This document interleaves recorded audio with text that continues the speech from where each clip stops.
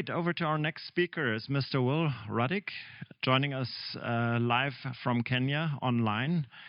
I've actually tried to research him a little bit, and I found a very interesting YouTube channel that is probably going to pop up in my algorithm now quite frequently. He has coined the term of grassroots economics, and you will notice that he, although he has, like me, an American accent, he's actually living in Kenya and he's living an African life. So let's hear it from Mr. Ruddick, from Will. Thank you for joining us. Hi, thanks for having me. Can you hear me okay? We can hear you. Okay, great. So yeah, I grew up in Santa Cruz, California, and my background was in physics, and I kind of got very excited about the field of economics as a way of understanding the world that we live in and kind of understanding some axiomatic elements of it, some principles around how we interact with each other, and that put me on a path into local currencies, which eventually led me to join the Peace Corps about 17 years ago, and I came to Kenya then and started studying resource coordination techniques. And in Uganda, all over rural Kenya, and corresponding with authors and scientists all over the world around kind of trying to come up with the base set of principles and protocols that deal with economics as resource coordination. And there's the book that on the screen there is kind of a summary of that. And I'm just going to go through it very quickly because we don't have much time, but just to give you a sense of it. One of the first things we do when we're working with community groups as a foundation is work on vision alignment. We do a lot of work on individual visions, and that is, what can be what is your household going to look like in a year from now, or what is your community looking like? And we do a lot of drawing and a lot of pairing people up and finding what's in common across their visions, and really just working on very, very basic, simple vision statements where they can picture what it is they're trying to accomplish. And then we do resource mapping exercises that go across many different types of resources. So social, belonging, skills, sense of purpose, the environment around them, the infrastructure they have, the voice and governance that they have, and as well as like economic resources that includes their ability to commit to providing resources. And based on that map, we build what would be called like a structural tension diagram, which is kind of like what's the tension between their vision and where they are today, kind of the tension between their current reality and where they're looking to be in the next year or more. And we see that as kind of a positive tension, and the idea is to release that tension and go through that resource map that they have and talk about coordinating those resources together toward that vision, right? So what are all the resources we have? We can look at resource gaps as well, but how do we look at the abundance of that community? Because every community, every group has a lot of abundance, and point it toward that vision. And the main practice that comes up over and over in these workshops and with communities is how their ancestors had done exactly that. And in general, we'll use the term commitment pooling.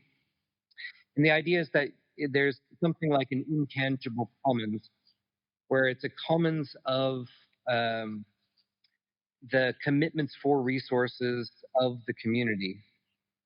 And in that space, you can imagine it as a space that is being held in our hearts and in our memory. If one woman in the village, let's say, wants support from the community, she can reach into that space, really call for supports, and the term for that is called a mweria here, where we live in this village here. And as she calls for a mweria, what she's really doing is putting her commitment back into that intangible pool of memory and emotion that everyone is holding, and saying, I'm committed to this community as well. I'm going to reciprocate this support over time in many different ways. And everyone comes to her house, and in doing so, they fulfill their commitments as well. So if you imagine this space as kind of a pool, you can think of it in a very sort of mundane way as like a vending machine. Okay. And in that vending machine is the Well, commitments or promises of everyone in the community, of what they're willing to offer each other. And that machine is really sort of a protocol in which one person within that community can reach into that machine and basically give their commitments, exchange their commitments for those of the community, and ask that they be fulfilled. And so everyone comes to this place, to the home of this woman who's asked for help. They are all now in credit for coming and helping with her, and she's indebted to them. And the next week or the next cycle, someone else will do the same thing, and she'll go and help them. She'll relieve her debt to the community by going and helping someone else and fulfilling her commitment to them, right? And after an entire cycle of this around the village, everyone will have built a small well, maybe. granary with the help of others, or have farmed their land. Sorry, And Will. everyone's settled back in terms of their reputation and their credit and debt with each other. And there's all kinds of ways of dealing with problems we can go into, but I just I think the analysis and understanding of that type of a common pool resource system is something that we just need to keep going over and over, and the book there is an attempt to do that, and kind of pull it into real basic principles and guidelines around that we've been witnessing over the years here. And then apply that to things like lending, right? Like you have a lending pool or an Islamic finance pool, or how do you record what assets or resources are being on offer, right? It could be money, but it could be all kinds of other things. And then how do you fairly track and exchange resources within that pool? And of course, there's a lot of room for things like certification and attestation, where someone can come in and pull from the commons. Children, for instance, they pull from the commons of the household, and the same with elderly. There's all kinds of space in there to deal with those types of agreements as well. And so a lot of our effort is just we're working with people in Okay. Peru Well, doing chocolate sorry. production, for instance, and a lot of it is Sorry, Will. going through that community, doing this process of identifying what resources can be committed to as a community and pooling those Well, together. And we use a bunch of tools, digital tools now, to make that very okay. Well, I'm sorry. The internet is not so powerful to. Can and you? yeah, Hello. Well, happy can you to listen to happy us? to dig in more with those topics, but I think let me just stop there. Sorry, Well, yeah, I hate to interrupt you. The internet is a little bit dodgy today. I'm not sure if it's on our end or in Kenya. We've also got the timeout here from our not the moderator, but the person in charge. Thank you for telling us about the local currency system. I think it's a very powerful concept that you definitely raised some curiosity in most of us to investigate further. I'm going to open the hall for questions. I've got the first one over here. Thanks. Well, yesterday we had a conversation where we were wondering whether poor people who are on the brink of hunger can actually formulate a vision, or whether they can, whether it's asked too much to ask them to formulate a sense of or a statement of what they regard as very important quality of lives. And what you referred to, I think you do that fairly early. A lot of seems to be based on a vision. So I would be very interested what kind of economic status the people are that you work with, and how you work with extreme poverty, or if not. Okay, well, over to you. To me, okay, I got bits and pieces of that, and I just on the topic of visioning, um, a lot of it's just listening.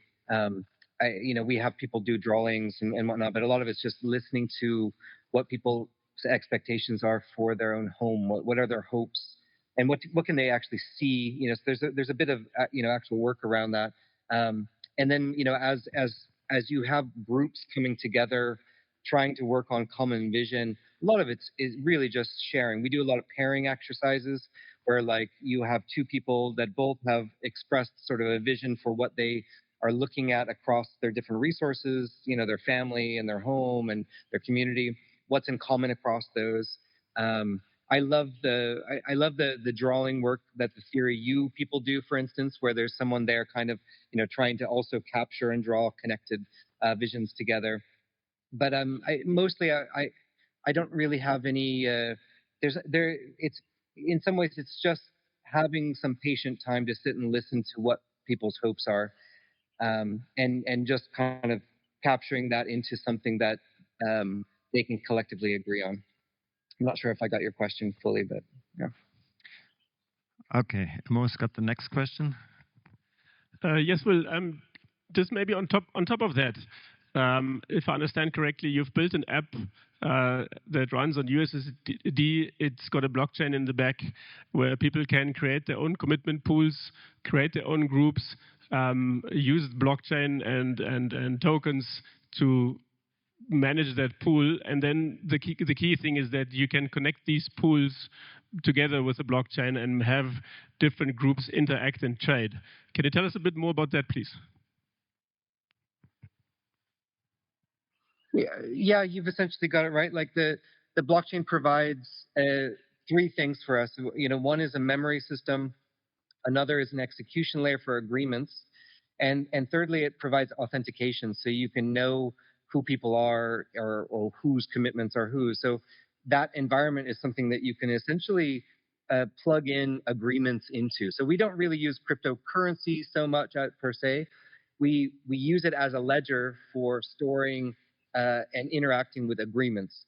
And a pool is a type of an agreement now, where you are specifying a curation of what is valuable to you as a community. You're specifying the relative value of those things. So in a community, it would be a bundle of sticks versus a day's worth of labor, right? You're establishing relative value of things. You can do that against national currency if you want as well. It's very agnostic on how you define value. And then you set limitations on those things as well. So you say, how, for a balanced cycle of this community, how much can this woman, for instance, offer to the community or pull from the community without reciprocity, right? So they set limits for the boundaries of the commons within that as well, which is quite important. And then it has exchange logic and transparency around that exchange logic. So you can basically use it as a system for identifying, curating, valuing, and limiting, which is sort of the core elements of this type of intangible economic commons. Thank you, Will. Yeah. So yeah, I think you've gotten a very basic idea of what is behind this. Definitely has piqued my curiosity. As we organize ourselves in new ways, as we're looking to the challenges of our current situation and want to work on solutions,